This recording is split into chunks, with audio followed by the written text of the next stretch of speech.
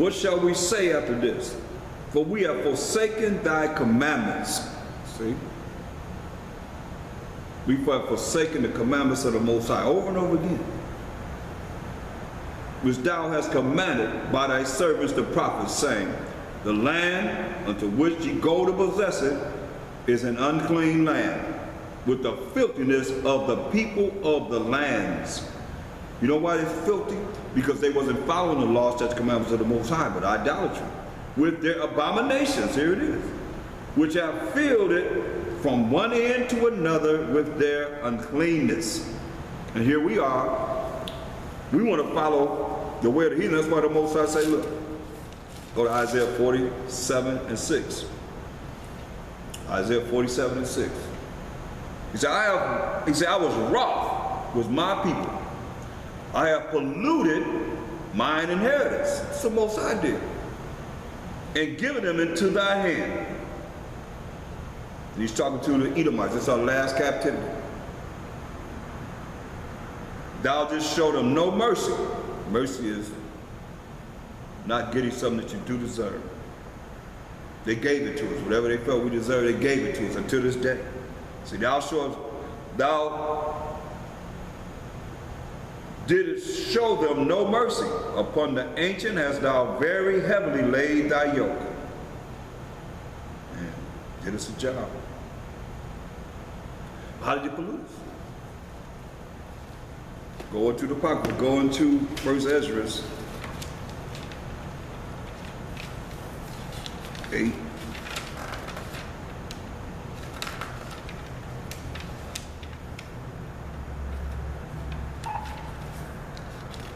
Verse 69. I believe it's,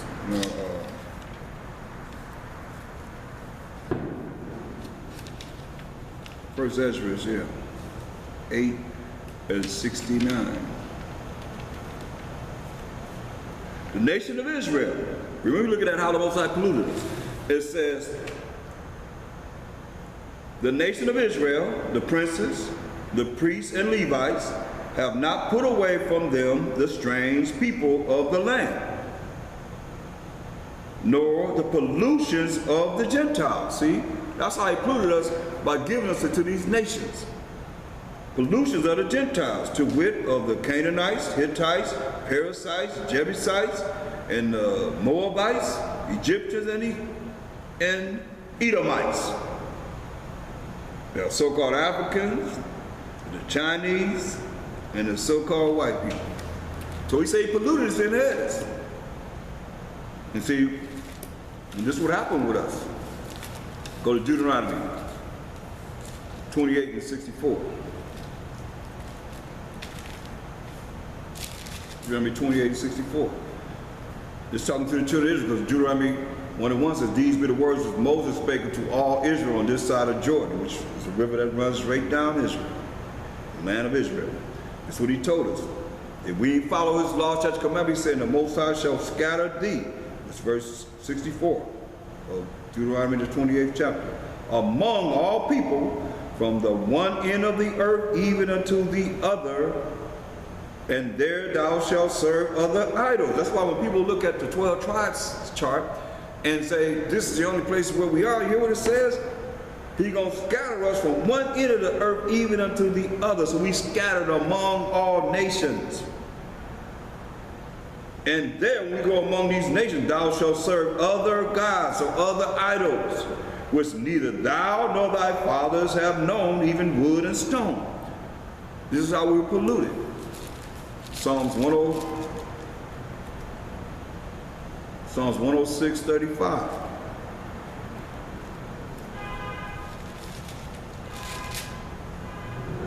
But were mingled among the heathen. Like he said, he's going to scatter us among all these nations and learn their works. You learn the works of these heathen, these other Gentile nations. And they serve their idols, as it is today.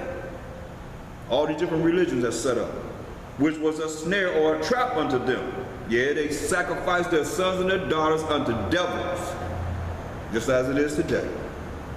And shed innocent blood, even the blood of their sons and of their daughters, whom they sacrificed unto the idols of Canaan, and the land was polluted with blood.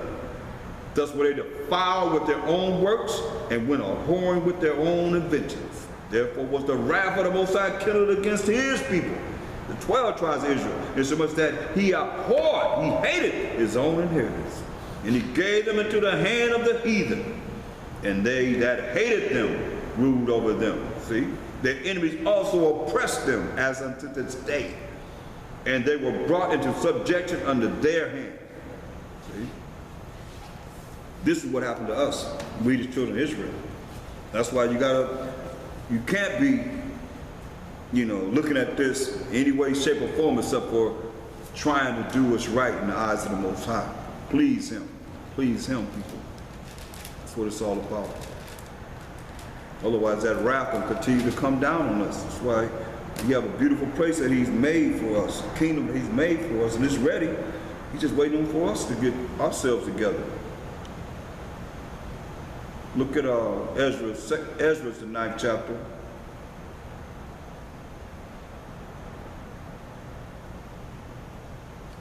In verse 14.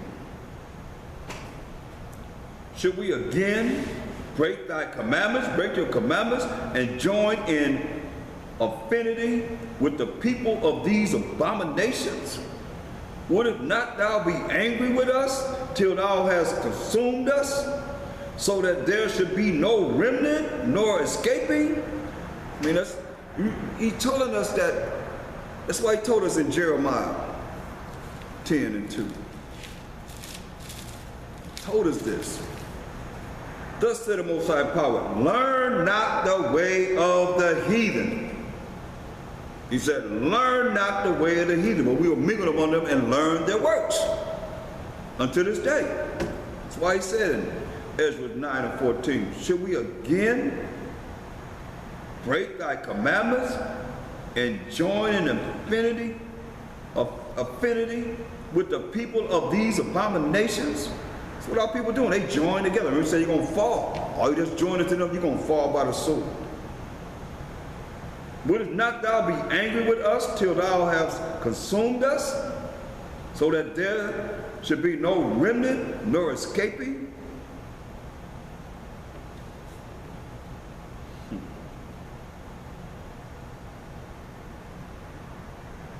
O Most High Power of Israel, thou art righteous, for we remain yet escaped. As it is this day, behold, we are before thee in our trespasses, but we cannot stand before thee because of this. Understand this. You look at so many trespasses, so many sins have been done in not knowing the laws of the Most High, and he still haven't consumed us. Because he loved us. He loves us, people. We got to love him more. And do what he say do. Daniel 9:11. Yeah, all Israel have transgressed thy law. All is a certain number have transgressed the laws of the Most High, even by departing, that they might not obey thy voice. See? Therefore the curse is poured upon us, and the oath that is written in the law of Moses, the servant of the Most High, because we have sinned against the Most High.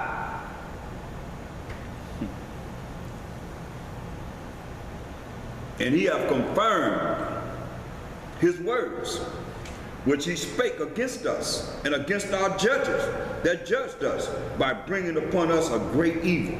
See, the Most High brought upon us a great evil. For under the whole heaven have not been done as has been done upon Jerusalem, upon us. As it is written in the law of Moses, all this evil is come upon us. Yet made we not our prayer before the Most High, our power, that we might turn from our iniquities and understand thy truth, understand his laws. Turn from iniquity and understand his truth. Therefore the Most High watched upon thee. Therefore hath the Most High watched upon the evil and brought it upon us. For the Most High, our power is righteous in all his works, which he doeth. For we obeyed not his voice. See? Didn't want to do what he said do. That's why these things came upon us. Go to Isaiah, the 1st chapter.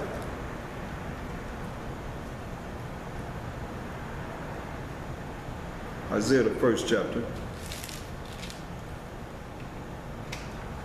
Look at verse 4. I'll start at verse 3. The ox knoweth his owner, and the ass his master's crib, but Israel does not know. My people does not consider. Our people, he's saying, my people do not consider. Say the ox knoweth his owner, and the ass his master's crib, where they live at, or where they coming from. But Israel do not consider. See, all sinful nation, a people laden with iniquity, a seed of evildoers, children that are corrupters. They have forsaken the Most High. They have provoked the Holy One of Israel unto anger. This is what we done. They are gone away backwards, backsliding. Gone away backwards. Your country is desolate. Salaki. It says, verse 5, why should ye be stricken anymore? He said, why must the Most High continue to strike us down? Make us so we're crying out to him for the affliction that we were receiving in this evil world. So why should you be stricken anymore? You will revolt more and more. The whole head is sick. Think about it. Say the whole head is sick, and the whole heart faint.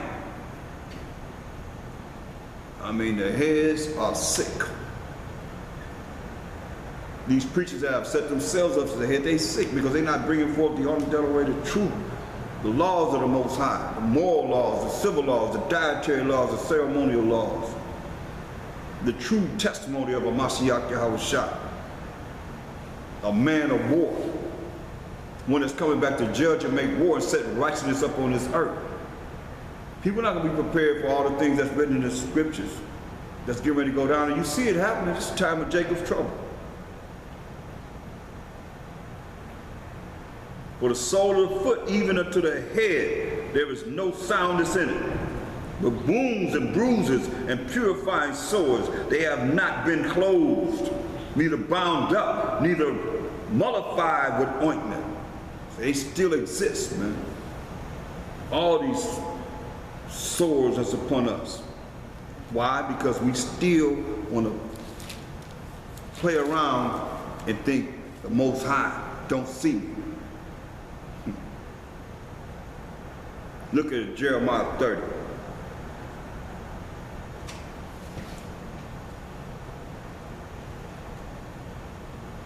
Verse 14. All thy lovers have forsaken thee, forgotten thee. They seek thee not, for I have wounded thee with the wound of an enemy. The Most High said he did to us for not following him. With the chastisement of a cruel one, for the multitude of thine iniquities, because thy sins were increased over and over again. Oh yeah, let's get sin. We got to go to the New Testament to get the definition of sin. They say our sins have increased. Go to 1 John 3 and 4. 1 John 3 and 4. The definition of sin. What is sin? 1 John 3 and 4. Whosoever committeth sin transgresses also the law. For sin is the transgression of the law. So now, going back to Jeremiah 30 and 14, says we know that sin is the transgression of the Most High's laws. Gave us 613 laws, people. Moral laws, civil laws, dietary laws, ceremonial laws, and sacrificial laws. The sacrificial law was done away with. That's why nobody's sacrificing animals and turtle doves and pigeons and so forth for the atonement of sins. Jeremiah 30 and 14. Once again, all thy lovers have forgotten thee. Yeah. All that you believe in, all the people that you believe in, they forgot you. Nobody care about us. They seek thee not. Ain't looking after us. For I have wounded thee with the wound of an enemy, with the chastisements of a cruel one, for the multitude of thine iniquity, because thy sins, your sins, were increased. Say, why criest thou for thine affliction? Why are you crying for your affliction? Thy sorrow is incurable for the multitude of thine iniquity. So I wounded you as with the wound of an enemy, the chastisement of a cruel one. Say, why are you crying to me? Because you afflicted. Say, thy sorrow is incurable for the multitude of thine iniquity, because thy sins, your sins, were increased. I have done these things unto thee. So you got to understand. That's why you gotta work to be perfect. Because the Most High going to continue to bring these chastisements upon us and be dipped in the fiery furnace of affliction over and over again. Therefore, all they that devour thee shall be devoured. And all thine adversaries, that's for those that come back to him in righteousness, following his laws. He said, therefore, all they that devour thee, those that are coming back to the righteousness of the Most High, shall be devoured. Hear the word of the Most High. And all thine adversaries, all our enemies, every one of them shall go into captivity. Hear that? Every one of our enemies going into captivity. And they that spoil thee, those that have robbed us, allowed us to be the economy, shall be a spoil. And all that prey upon thee will I give for a prey. For I will restore health. That's what he said. I will restore. The Most High will restore health. He the one that heals. So I will restore health unto thee, and I will heal thee of thy wounds, saith the Most High, because they called thee an outcast, saying, this is Zion, whom no man seeketh after. They call us an outcast. Nobody really care about us. This is Zion, and Zion are who? They're found in Isaiah 51 and 16.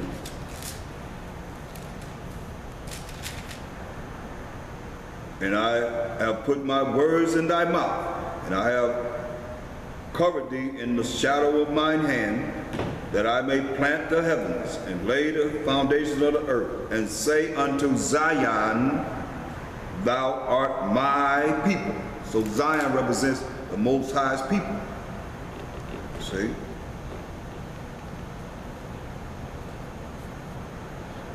The Most High is going to bring us the peace and the tranquility that you desire. It's going to only come from him.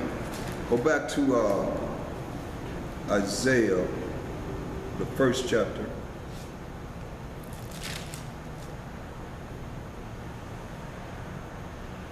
And let's continue. Verse 7. Your country is desolate. Your cities are burned with fire. Your land strangers devour it in your presence. And it is desolate, as overthrown by strangers.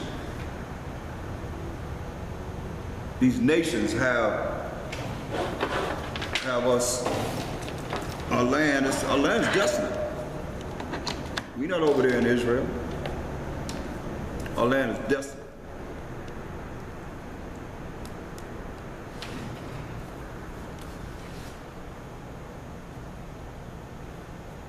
And when you see Israel, the land of Israel, it's not necessarily where the desolation is that he's talking about. Israel is desolate,